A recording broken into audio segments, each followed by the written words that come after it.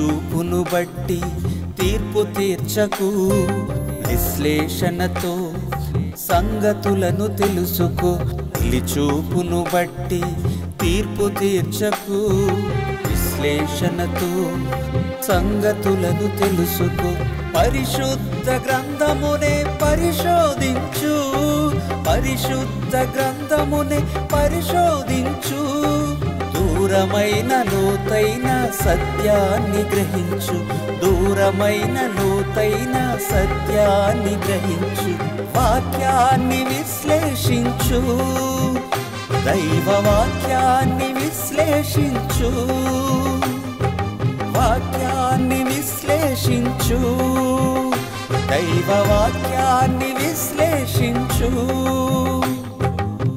చూపును బట్టి తీర్పు తీర్చకు, విశ్లేషణతో సంగతులను తెలుసుకో. చూపును బట్టి తీర్పు తీర్చకు, విశ్లేషణతో సంగతులను తెలుసుకో. విశ్లేషణ అనే కార్యక్రమానికి మీ అందరికీ స్వాగతమును తెలియజేయుచున్నాను.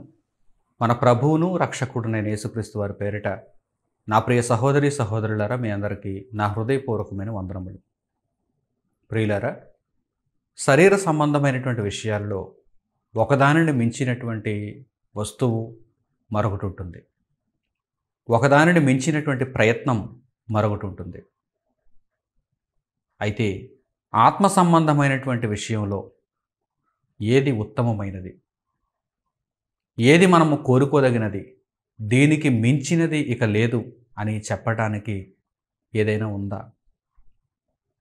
పరిశుద్ధ గ్రంథంలో దీనికి సమాధానం దొరుకుతుంది. దేవుడు మనుషులకు అనుగ్రహించినటువంటి మార్గమును మించినటువంటి మార్గం ఈ ప్రపంచంలో ఇంకెక్కడా మనకు దొరకదు. అన్ని తరాలలోనూ, మనుషులందరిలోనూ, ఏ కాలానికి మనం వెళ్ళి చూచినా దేవుడు మనుషులకు అనుగ్రహించినటువంటి మార్గము తప్ప దానికి మించినది ప్రపంచంలో మరొకటి లేదు. శరీర సంబంధంగా అయితే ఒకదానిని మించినది మరొకటి వస్తువు ఉంటుంది. మార్కెట్లోనికి మనం వెళ్ళినప్పుడు ఏదైనా ఒక వస్తువును మనం చూచినప్పుడు దీనికి మించినది మరొకటి ఉందా అంటే ఆ షాపు యజమాని మరో ఉన్నతమైనటువంటి వస్తువును మనకు చూపిస్తాడు, దానికి ధర ఎక్కువగా ఉంటుందని చెబుతాడు. దానిని మించినది మరొకటి ఉందా అంటే ఉంటుంది, కానీ అది నా దగ్గర అందుబాటులో లేదు, మీరు వేరే షాపుకు వెళ్ళండి అని చెప్పవచ్చు. ప్రతి దానిలోనూ, ఒక వస్తువులో, ఒక పదార్థంలో, అలాగే విద్యార్థులు చదువుకుంటున్నప్పుడు ఈ చదువును మించినటువంటి చదువు ఉందా అంటే వేరొకటి ఉంటుంది, దానిని మించినటువంటి చదువు వేరేదేమైనా ఉందా అంటే ఉంటుంది. ఈ స్కూల్ను మించినటువంటి స్కూల్ వేరేది ఉందా అంటే ఉంటుంది. ఈ కళాశాలను మించినటువంటి కళాశాల వేరొకటి ఉందా అంటే ఉంటుంది. ఉద్యోగాలలో కూడా ఈ ఉద్యోగాన్ని మించిన ఉద్యోగం మరొకటి ఉందా అంటే ఉంటుంది. ప్రపంచంలో ఏ ఉద్యోగాన్ని చూసినా కానీ దానిని మించినటువంటి ఉద్యోగం మరొకటి ఉందా అంటే ఉంటుంది. ఇవన్నీ శరీర సంబంధమైనటువంటి విషయాలు.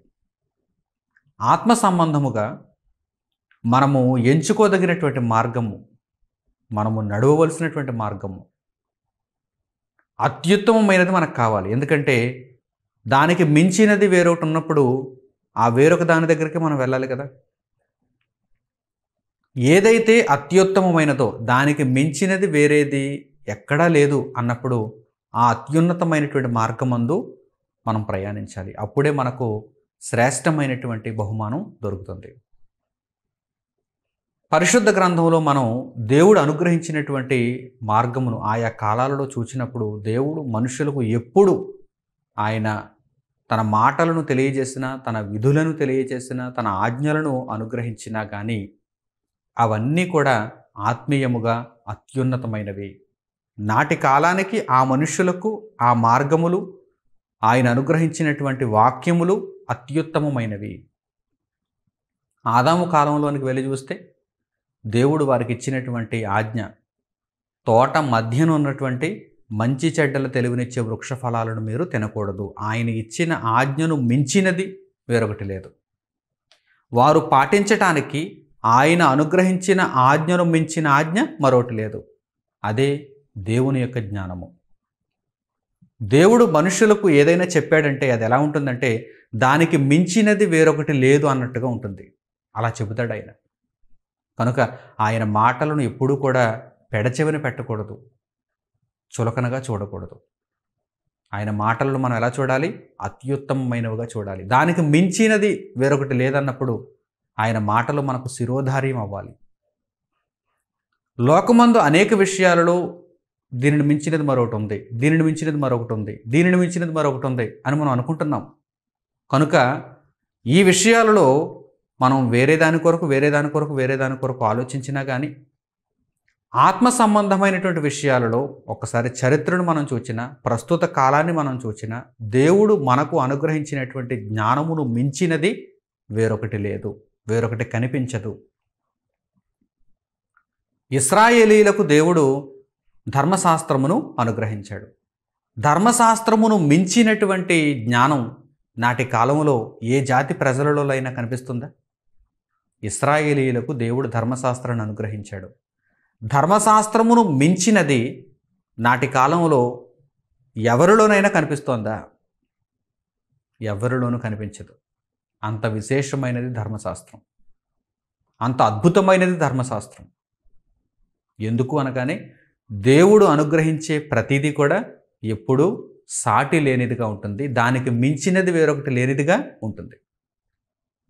ఇశ్రాయేలీలు ధర్మశాస్త్రాన్ని పూర్తిగా అనుకరించటంలో, దానిని అమలు చేసుకోవటంలో విఫలమైపోయారు.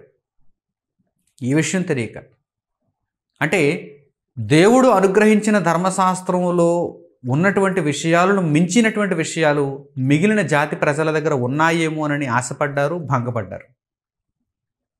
బాగా ఆలోచిస్తున్నారా? దేవుడు అనుగ్రహించినటువంటి ధర్మశాస్త్రంలో ఉన్న సంగతులను మించిన సంగతులు మిగిలిన జాతి ప్రజల దగ్గర ఉన్నాయేమోనని వెతికారు. కానీ వారికి దొరికిందేంటి? శిక్ష. వారు ఎందులోకి వెళ్ళిపోయారు? పాపంలోనికి వెళ్ళిపోయారు. వారు చివరకు దేవునికి దూరం అయిపోయారు. కనుక దేవుడు మనకు ఎప్పుడు ఏది చెప్పినా కానీ దానిని పాటించటానికి మనం సర్వసిద్ధంగా ఉండాలి. ఎందుకంటే దేవుడు మనకు ఎప్పుడు ఏం చెబుతాడు? అన్నింటికంటే ఉత్తమమైనదే చెబుతాడు. దేవుడు ఎప్పుడు మనకు ఏమనుగ్రహిస్తాడు? అన్నింటికంటే, అందరికంటే ఉన్నతమైనటువంటి మార్గమునే అనుగ్రహిస్తాడు. ఈ విషయాన్ని ఎవరైతే అంగీకరిస్తారో వారు పూర్తిగా తమ మనస్సులను దేవునికి స్వాధీనపరుచుకొని దేవుని ఇష్టాన్ని నెరవేర్చడంలో సఫలీకృతులవుతారు. వారే నిత్యత్వంలో కనిపిస్తారు. ప్రస్తుత కాలమందు మనకు కూడా దేవుడు క్రొత్త నిబంధనను దయచేశాడు. ఇశ్రాయేలీలకు ధర్మశాస్త్రము పాత నిబంధన, ప్రస్తుత కాలానికి క్రీస్తు వచ్చిన తర్వాత క్రొత్త నిబంధన. క్రొత్త నిబంధనను దేవుడు మనకు అనుగ్రహించిన తర్వాత ఈ నిబంధన ద్వారా దేవుడు మనకు తెలియచేసినటువంటి ఆజ్ఞలు, ఆయన మాటలు, ఆయన జ్ఞానము ఎలాంటిది అనుకుంటున్నారు? నేడు ప్రపంచంలో మిగిలినటువంటి అందరి దగ్గర మీరు చూడండి, దేవుడు ఇప్పుడు మనకు అనుగ్రహించిన క్రొత్త నిబంధనను మించినటువంటిది ఇంకెక్కడా కనిపించదు. అంత ఉన్నతమైనది క్రొత్త నిబంధన ద్వారా దేవుడు మనకు అనుగ్రహించిన జ్ఞానము. దీనిని మించినది ప్రపంచంలో ఇంకెక్కడైనా దొరుకుతుందేమో మీరు ఆలోచన చేయండి. ఎక్కడా ఉండదు. ఎందుకంటే ఏ కాలమందైనా సరే దేవుడు నాటి ప్రజలకు, ఆయా ప్రజలకు, ఆయా తరాలలో ఉత్తమమైన దానిని అనుగ్రహిస్తాడు. దానికి మించినది మరొకటి లేదు అన్నప్పుడే దేవుడు దానిని మనుషులకు అనుగ్రహిస్తాడు.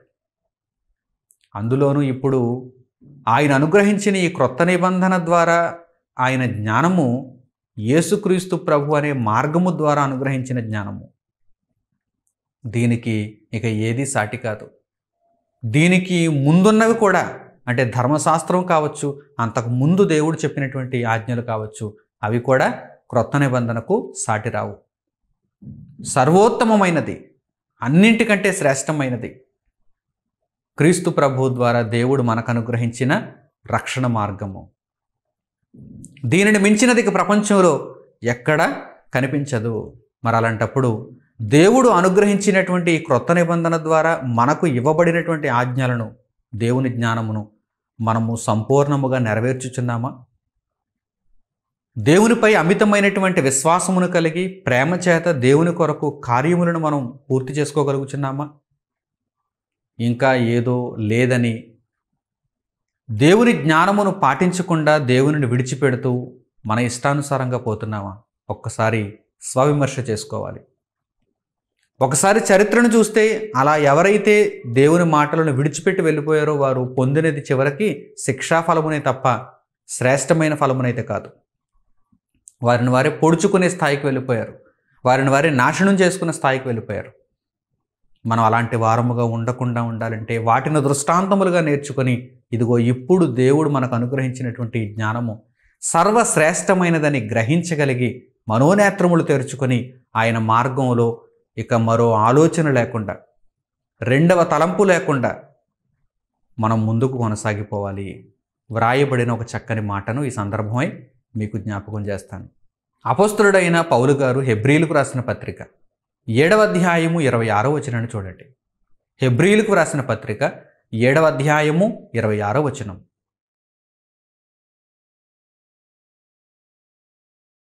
పవిత్రుడును నిర్దోషియు నిష్కల్మషుడును పాపులలో చేరక ప్రత్యేకముగా ఉన్నవాడును ఆకాశ మండలము కంటే మిక్కిలి హెచ్చైన వాడునైన ఇట్టి ప్రధాన యాజకుడు మనకు సరిపోయినవాడు లేక తగినవాడు.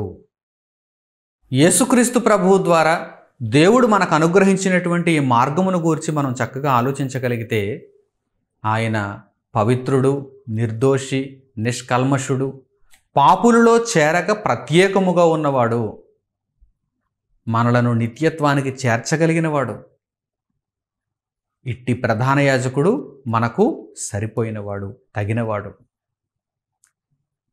దేవుడు మన ఆత్మీయ జీవితాలను ఉన్నతమైన లోకానికి నడిపించటానికి తన కుమారుడైన యేసును మనకు సరిపోయినవాడుగా, మనకు తగినవాడుగా అనుగ్రహించాడు. అంటే నా బిడ్డలు ఇక వేరే మార్గమును గూర్చి ఆలోచించవలసినటువంటి అవసరత లేకుండా, ఇక ఏదైనా మార్గము ద్వారా నేను పరలోకానికి వెళతానా అని నా బిడ్డలు ఆలోచించే స్థితి లేకుండా ఒకే ఒక్క మార్గమును నేను ఉన్నతమైనదిగా, అన్నింటినీ మించినదిగా అనుగ్రహించాలి అని పరలోకమందున తండ్రి అనుకున్నాడు. అంటే ఆత్మీయ జీవితంలో ది బెస్ట్, దీనికి మించినది లేదు, దీనికి మించినది లేదు. ది బెస్ట్ ఏదైనా ఉందంటే యేసుక్రీస్తు ప్రభువు ద్వారా దేవుడు మనుషులకు అనుగ్రహించిన మార్గము. ఈ మార్గము ద్వారా ఉన్నతమైన లోకానికి, నిత్యత్వానికి, తండ్రి దగ్గరకు మనం చేరుకునేటువంటి అవకాశం మనకు దేవుడు అనుగ్రహించాడు. ఇది కాదని ఈ మార్గమునకు భిన్నంగా ఏ మార్గమునైనా సరే మీరు అన్వేషిస్తే మీ సమయం వృధా. ఎందుకంటే దీనికి మించినది సకల సృష్టిలో ఎక్కడ లేదు, సకల సృష్టిలో ఎక్కడా లేదు. ఒకవేళ దీనికి ఆధారం కావాలంటే కనుక చరిత్రను చూడండి, పరిశుద్ధ గ్రంథంలో చరిత్రను చూడండి. అన్ని సందర్భాలలో కూడా అందరి మనుషులకు కూడా ఆయా తరాలలో దేవుడు అనుగ్రహించినటువంటి జ్ఞానము వారికి సరిపోయినదే, అప్పటి కాలానికి వారికి సరిపోయినదే, తగినదే.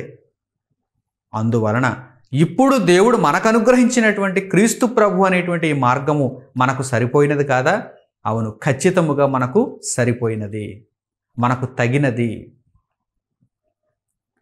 ప్రపంచంలో మీరు ఎక్కడికైనా సరే వెళ్ళి చూడండి, ఏ మార్గమునైనా సరే అన్వేషించండి, చాలా వరకు అందరూ శరీర సంబంధంగా మిమ్మను ఇక్కడి వరకే ఆలోచింపజేస్తారు. ఒకవేళ మరణించిన తరువాత మరో లోకం గురించి మిమ్మల్ని ఆలోచింపచేసిన ఆ విధానం అంతా కూడా తప్పుడు విధానంగానే కనిపిస్తుంది. ప్రభువైన యేసు మార్గం మాత్రమే మనలను దేవుని మార్గంలో నిలబెడుతూ మన ద్వారా కొంతమందిని అగ్నిలో నుండి రక్షిస్తూ సర్వశ్రేష్టమైన మార్గముగా కనిపిస్తుంది. ఎందుకంటే దేవుడు తన బిడ్డలను గొప్పగా చూడాలనుకుంటున్నాడు, కొదువలేని వారుగా చూడాలనుకుంటున్నాడు. నా తండ్రి, నీవు నాకు అనుగ్రహించిన మార్గములో ఇదిగో ఈ కొదువ ఉంది, ఈ కొరత ఉంది, ఈ లోటు ఉంది అని చెప్పటానికి వీలు లేకుండా సర్వశ్రేష్టమైనదిగా, పరిపూర్ణమైనదిగా, ఫలవంతమైనదిగా దేవుడు తన బిడ్డలకు క్రీస్తు ప్రభువును ఒక మార్గముగా అనుగ్రహించాడు. ఇందులో ఎటువంటి సందేహం లేదు. దేవుడు ఎప్పుడైనా సరే తన బిడ్డలకు ఫలాన్ని అలాగే అనుగ్రహిస్తాడు, దీవెనను అలాగే అనుగ్రహిస్తాడు. గిన్నె నిండి పొర్లుచున్నట్టుగా ఆయన దీవెన ఉంటుంది, ఆయన అనుగ్రహం ఉంటుంది. ఈరోజు మనకు క్రీస్తు ప్రభువు ద్వారా దేవుడు అనుగ్రహించినటువంటి రక్షణ మార్గము అట్టి మాదిరిగా, దానికి సాటి అయిన మార్గము మరొకటి లేదు అన్నట్టుగా, ప్రపంచంలోనే మేటి అయిన మార్గముగా, సర్వోత్తమమైన మార్గముగా కనిపించుచున్నది. ఇందులో ఎటువంటి సందేహం లేదు. కనుక ఆ సర్వోత్తమమైన మార్గములో మీరు నివసించుచున్నారా? నడుచుకుంటున్నారా? దేవునికి లోబడుతున్నారా? దాని ప్రకారం ప్రవర్తిస్తూ దేవుని యొక్క విధులను నెరవేర్చి పరలోకానికి అర్హులుగా మార్చబడుతున్నారా? ఒక్కసారి మిమ్మల్ని మీరే పరీక్షించుకోవాలి. కీర్తనల గ్రంథము 107వ అధ్యాయము 8వ వచనం నుంచి కూడా మీరు చూడగలిగితే దేవుడు తన బిడ్డలకు అనుగ్రహించే వరాలు ఎలా ఉంటాయో అక్కడ వ్రాయబడింది. కీర్తనల గ్రంథము 107వ అధ్యాయము 8వ వచనం నుంచి జాగ్రత్తగా పరిశుద్ధ గ్రంథంలో మీరు చూడండి.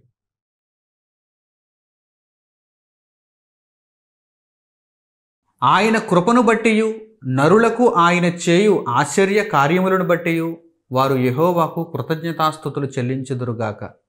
ఎలయనగా ఆశగల ప్రాణమును ఆయన తృప్తిపరిచి ఉన్నాడు, ఆకలిగొనిన వారి ప్రాణమును మేలుతో నింపియున్నాడు. ఆయన నరులకు చేసేటువంటి కార్యములను గూర్చి ఆయనకు ఎల్లప్పుడూ మనము కృతజ్ఞతాస్తుతులు చెల్లించవలసిందే. ఎందుకంటే ఆశ కలిగిన ప్రాణమును ఆయన ఏం చేస్తాడు? అరకొరగా ఆయన సరిపెట్టడు, తృప్తిపరుస్తాడు. ఆశ కలిగిన ప్రాణమును ఆయన తృప్తిపరుస్తాడు, ఆకలి కొనిన వారికి కడుపు నిండా భోజనం పెడతాడు, మేలుతో వారి హృదయాన్ని నింపుతాడు.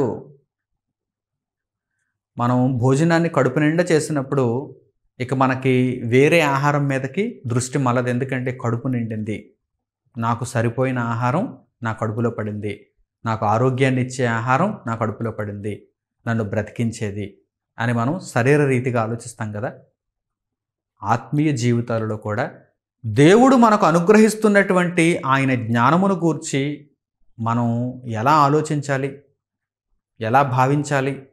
మేలుతో ఆయన నా హృదయమును తృప్తిపరిచి ఉన్నాడు. ఒకవేళ తృప్తి లేదా చూడండి, పరీక్షించుకోండి, ఒక్కసారి ఆలోచించండి. తృప్తి కలిగినటువంటి జీవితాన్ని దేవుడు మనకు అనుగ్రహించాడు. ఆత్మీయ జీవితంలో ఎటువంటి ప్రశ్నలు లేకుండా ప్రతిదానికి పరిశుద్ధ గ్రంథంలో మనకు సమాధానాన్ని తెలియజేస్తూ లోకాలను గూర్చి, తండ్రిని గూర్చి, కుమారుని గూర్చి, పరిశుద్ధాత్మను గూర్చి, దేవదూతలను గూర్చి, సృష్టిని గూర్చి, కాలాలను గూర్చి, ముందు జరిగిన చరిత్రను గూర్చి, నరులను గూర్చి, పాపము చేసిన దేవదూతలను గూర్చి అన్ని విషయాలను దేవుడు పొందుపరిచాడు. ప్రతిదానికి దేవుడు సమాధానాలను మనకు అనుగ్రహించాడు. మేలుతో మన హృదయములను నింపాడు, తృప్తిపరిచాడు. ఈ లోకమందు తల్లి గర్భము నుండి సమాధి వరకు మన బ్రతుకు ఎలా ఉండాలో నిర్దేశించాడు. ఇంతకు మించినది మనకు ఎక్కడ కనిపించదు. ఇంతకు మించినటువంటి మార్గం ప్రపంచంలో ఇంకెక్కడ కనిపించదు. కనుక ప్రతి నరుడు కూడా ఈ విషయమందు ప్రత్యేకంగా తండ్రి అయిన దేవునికి కృతజ్ఞతాస్తుతులు చెల్లించవలసిన వాడుగా ఉన్నాడు. తండ్రి, నీవు నా ప్రాణమును తృప్తిపరిచావు, మేలుతో నింపావు, నీ మార్గమును నాకు అనుగ్రహించి నీ రక్షణను నాకు వెల్లడి చేసి నన్ను ఆదుకున్నావు. మిగిలిన మనుషులకు లేని ఇట్టి భాగ్యమును నీవు నాకు దయచేశావు. అందును బట్టి నేను నీకు కృతజ్ఞతాస్తుతులు చెల్లించుచున్నాను.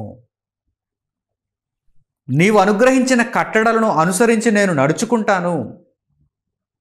నీవు చేయమన్నటువంటి ప్రతి విధిని నేను ఆచరిస్తాను. నా బ్రతుకును నీ కొరకు నేను సమర్పిస్తాను అని చెప్పగలిగిన స్థితిలోనే ప్రతి మనిషి ఉండాలి. వ్రాయబడినటువంటి మాటలను చూడండి. ప్రియులారా, దేవుడు ఎంత మేలు మనకు చేశాడు. దేవుడు మేలు చేయలేదని ఎవ్వరూ చెప్పటానికి వీలు లేదు. మనలో ముఖ్యమైనది ఆత్మ, శరీరం కాదు.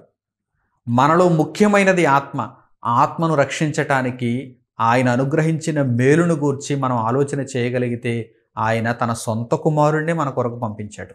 ఆయన మనకు సరిపోయిన ప్రధాన యాజకుడు, మనలను రక్షింపగలిగిన ప్రధాన యాజకుడు. కనుక మనము నిరంతరము తండ్రి అయిన దేవునికి కృతజ్ఞతాస్తుతులు చెల్లింపబద్ధులమై ఉన్నాము.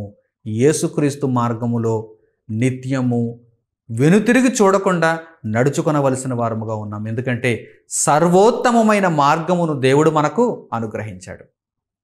కొదువలేని మార్గమును దేవుడు మనకు అనుగ్రహించాడు. ఎందుకంటే ఆయన బిడ్డల మీద ఆయనకున్న ప్రేమను ఈ విధంగా ఆయన చాటుకున్నాడు. నా బిడ్డలకు ఎటువంటి కొరత లేకుండా నేను నా కుమారుణ్ణి అనుగ్రహించేయాలి. నా బిడ్డలు ఇక ఎటువంటి కొదువ లేకుండా వారు ఆయన మార్గంలో నడుచుకొని నేనున్న లోకానికి రావాలి. కనుక నా కుమారుణ్ణి వారికి అనుగ్రహించేయాలి అని దేవుడు సంకల్పించాడు.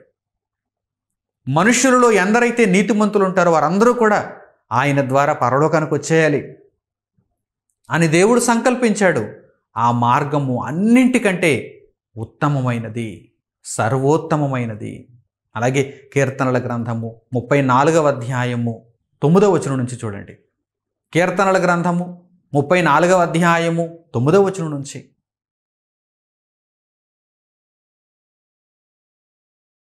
యెహోవా భక్తులారా ఆయన యందు భయభక్తులు ఉంచుడి. ఆయన యందు భయభక్తులు ఉంచువానికి ఏమీయూ కొదువలేదు. సింహపు పిల్లలు లేమిగలవై ఆకలిగొనును.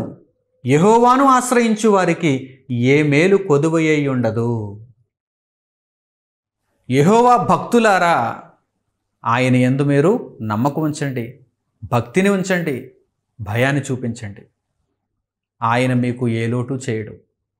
సింహపు పిల్లలు లేమి కలిగినవై, కొదువ కలిగినవై ఆకలితో పండుకుంటాయేమో కానీ మీరు ఆయన ఎడల భయభక్తులను ఉంచితే, ఆయన మీద మీరు ఆధారపడితే, ఆయన శరణు జొచ్చితే ఆయన మిమ్మల్ని ఎలా ఉంచుతాడు?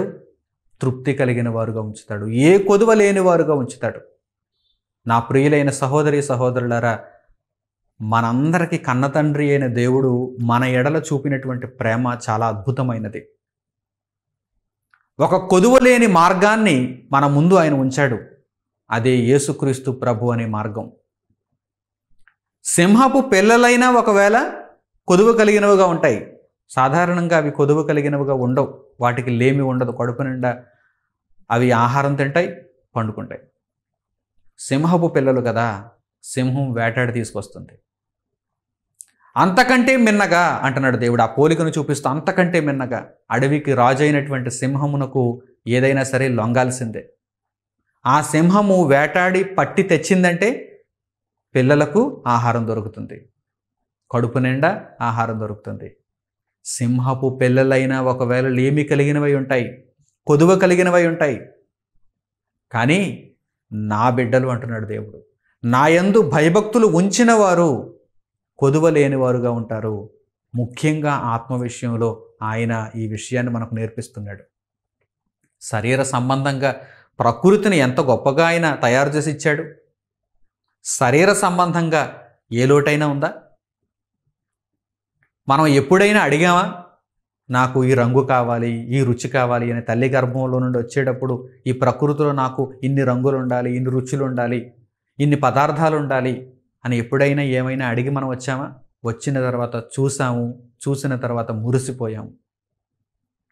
దేవుడు ఈ సృష్టిని ఎన్నెన్ని విధములుగా తయారు చేశాడు. అసలు 2 కళ్ళు సరిపోవు. దేవుడు కలిగించినటువంటి పదార్థాలను రుచి చూడటానికి మనకు కాలం సరిపోదు. అన్ని గొప్ప గొప్ప పదార్థాలను దేవుడు ఈ సృష్టిలో మేళవించి ఉంచాడు. ప్రియులారా, శరీర సంబంధంగానే ఎంతో ఉన్నతంగా ఈ ప్రకృతిని తయారు చేసిన దేవుడు ఆత్మ సంబంధంగా తన బిడ్డల రక్షణను ఆయన పట్టించుకోవాలనుకుంటున్నారా? ఆయన అనుగ్రహించిన మార్గము అన్ని కాలాలలో కూడా ఆయా మనుషులకు సరిపోయినదే, తగినదే. ప్రస్తుతం దేవుడు మన ఎదుట ఉంచినటువంటి జీవమార్గము యేసుక్రీస్తు అనే మార్గము. ప్రపంచంలో మీరు ఇంకెక్కడ వెతికినా ఈ మార్గమును మించిన మార్గమును కనుగొనలేరు. కనుక దేవుడు మనలను కొదువలేని వారుగా చూడాలనుకుంటున్నాడు. తన లోకానికి మనలను ఆహ్వానించటానికి మనలను కొదువలేని వారుగా చూడాలనుకుంటున్నాడు. కనుక యేసుక్రీస్తు ప్రభువునే మనకు అనుగ్రహించాడు. ఈ మార్గమును దేవుడు మనకు అనుగ్రహించిన తర్వాత మనం ఎంతో సంతృప్తి కలిగిన వారమై ఈ మార్గంలో మనం ముందుకు కొనసాగాలి. దేవుని చిత్తాన్ని నెరవేర్చాలి. దేవుని తరఫు నుండి ఆయన చేయగలిగినదంతా చేశాడు. ఆయన ఏ లోటు మనకు చేయలేదు. మరి మన తరఫు నుండి మనం చేయగలిగినదంతా దేవునికి చేయగలుగుతున్నామా? దేవుని తరఫు నుండి మనకు చేయగలిగినదంతా దేవుడు చేశాడు. మనకు చూపవలసిన మార్గమును ఉన్నతమైనదిగా ఆయన అనుగ్రహించాడు. ఆత్మ విషయంలో రక్షణను ఆయన ఎంతో గొప్పదిగా దయచేశాడు. మరి మన తరఫు నుండి మన ప్రయత్నం, మన వంతు బాధ్యత మనం నెరవేర్చగలుగుతున్నామా? ఆ రక్షణలో కొనసాగుతూ అనేక మందికి ఆ రక్షణను పరిచయం చేస్తూ దేవుని ఉద్దేశాలలో ఆయనకు ప్రియ కుమారులుగా మనం బ్రతకగలుగుతున్నామా? ఇదే ప్రశ్న. కనుక మీ జీవిత కాలంలో దేవునికి ఎల్లప్పుడూ దేవుడు అనుగ్రహించినటువంటి ఆత్మరక్షణ విషయంలో యేసుక్రీస్తు ప్రభు అనే మార్గమును బట్టి కృతజ్ఞతలు మీరు చెల్లించవలసిన వారుగా ఉన్నారు. కృతజ్ఞతాస్తుతులతో మీ బ్రతుకును ముందుకు కొనసాగించుకుంటూ దేవుడు అప్పగించిన పనిని నెరవేర్చవలసిన వారుగా ఉన్నారు. అలాగే చివరిగా మరొక అద్భుతమైనటువంటి సంగతిని ఇప్పుడు మనం చూద్దాం. యాకోబు పత్రిక 1వ అధ్యాయము 2వ వచనం నుంచి చూడండి. యాకోబు పత్రిక 1వ అధ్యాయము 2వ వచనం నుంచి.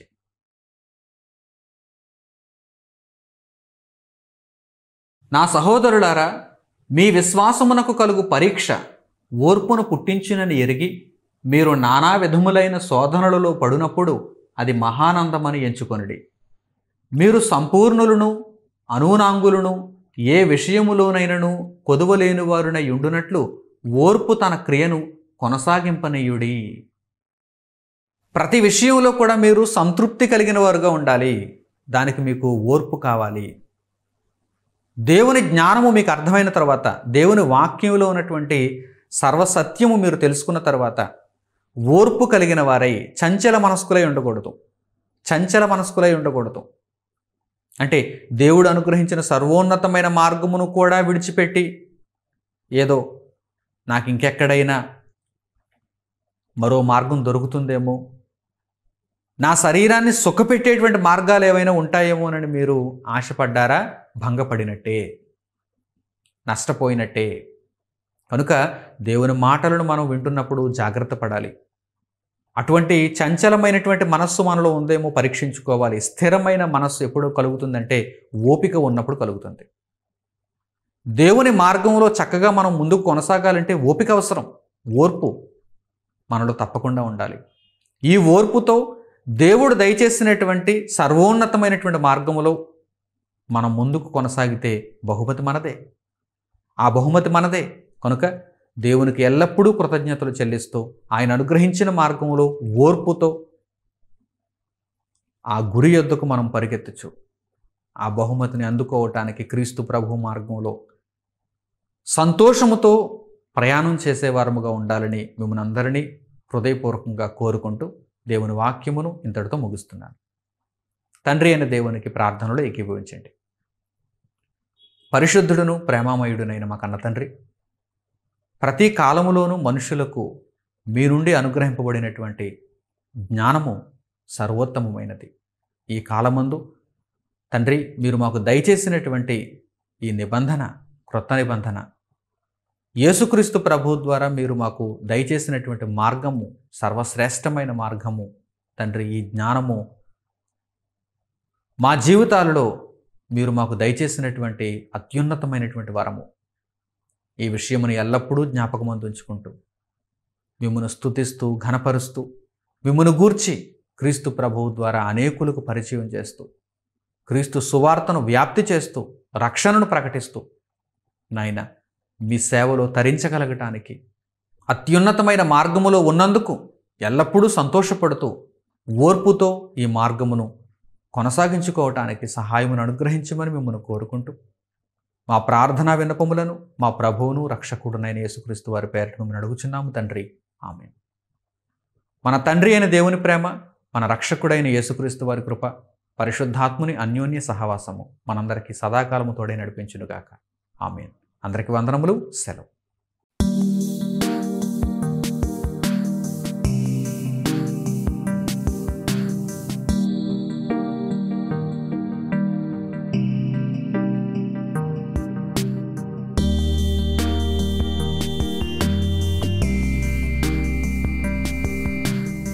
సహోదరులు మణికుమార్ గారు ప్రసంగించిన ఎన్నో ఆత్మ సంబంధమైన సంగతులను ఉచితంగా వీక్షించుటకు మా యూట్యూబ్ ఛానల్స్ను తప్పక దర్శించండి. మా సమాచారమును ఎప్పటికప్పుడు తెలుసుకొని ఆత్మీయ అభివృద్ధిని అందవలనంటే మా యూట్యూబ్ ఛానల్స్ను సబ్స్క్రైబ్ చేసుకోండి. సత్వర నోటిఫికేషన్ కొరకు సబ్స్క్రైబ్ బటన్ ప్రక్కన ఉన్న బెల్ సింబల్ను క్లిక్ చేయండి. మరిన్ని వివరాలకు మీరు సంప్రదించవలసిన మా ఫోన్ నంబర్స్ 8978414178 మరియు 8333927666. ధన్యవాదములు.